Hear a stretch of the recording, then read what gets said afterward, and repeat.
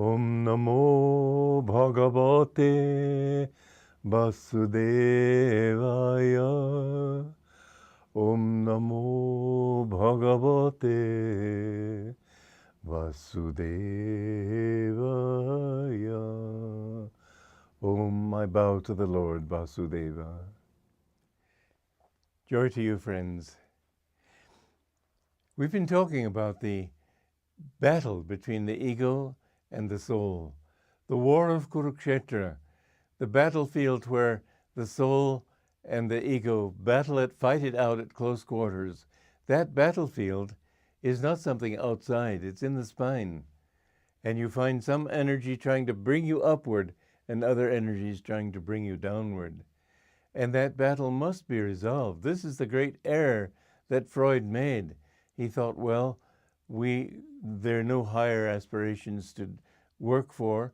It's all your own delusions. What you really are is a sexual being. Therefore, the more you give in to that, the happier you will be, the more self-integrated you will be. It didn't work, did it? Those who go through Freudian analysis go through it for years and years. And I've never yet met a saint to come out of psychoanalysis. You will not become freed that way. You will become freed when you ask God and His grace to change you. This is why why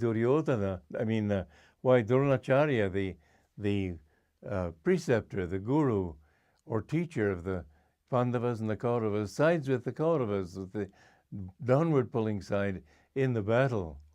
But the tendency to rise, we have some of that brought over from the past, a wish to seek higher values. But what really gives us the power to rise is never from ourselves. It's only the grace of God. No one can free you but God. You must understand that the more you look upward, the more He brings His energy down to lift you up. This was the aspect of things that Freud was incapable of understanding. There is a superconsciousness in our selves, subconscious, conscious, and superconscious. And he threw them all together into a big bin of subconsciousness, but it doesn't work. The superconscious is the source of higher inspiration, all the source of genius. Genius doesn't mean that you're more intelligent than others. People speak of people as having a genius IQ. Well, the Mensa, those people who are the highest 2% in the IQ range, many of them are barbers, ditch diggers, maybe not ditch diggers, but very ordinary human beings. It takes much more than an ability to be clever. Genius means to be inspired. In fact, the word genie comes from that thought too, from that same etymological base. When you feel inspired by God, then you can do works of genius. You can't produce them out of your own little brain. Well, the battle there is drawn, and the two forces are against one another. And those avatars who come down to help people, they usually get persecuted in one way or another. But Jesus said it this way too, that all those who seek God, all those who renounce father and mother and brother and sister and family and everything for my sake and the gospel's, receive 100-fold, because your satisfaction is much greater than that of most people. But he said, and persecution. And the truth is that if you find these things, you will be persecuted. You have to fight.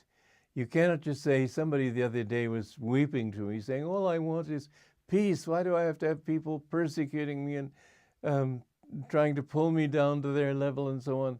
Well, poor girl, she just have to learn that this life is a battle. And if you want peace, you will usually give up the battle.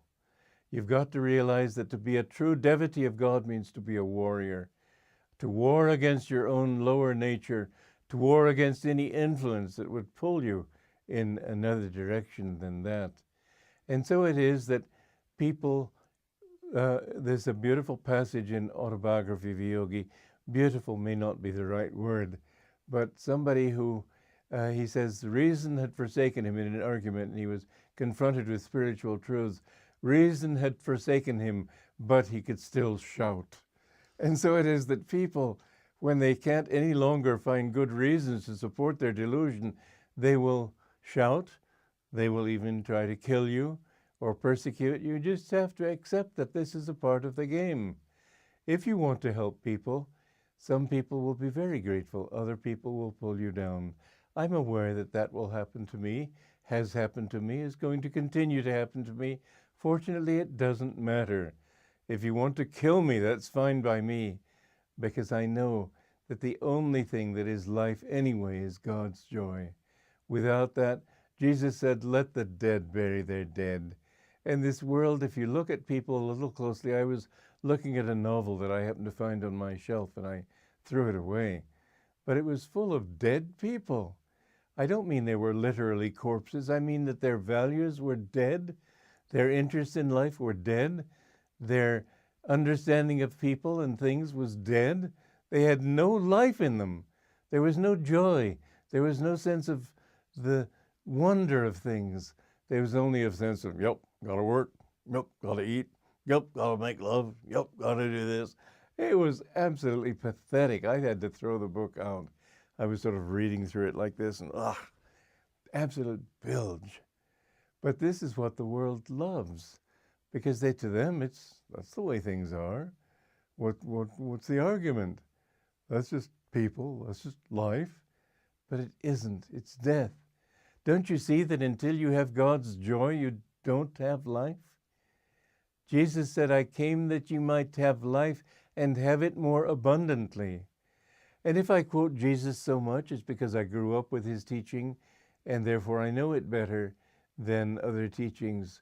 But the truth is truth everywhere. You can't say that any particular expression of it is the only expression of it.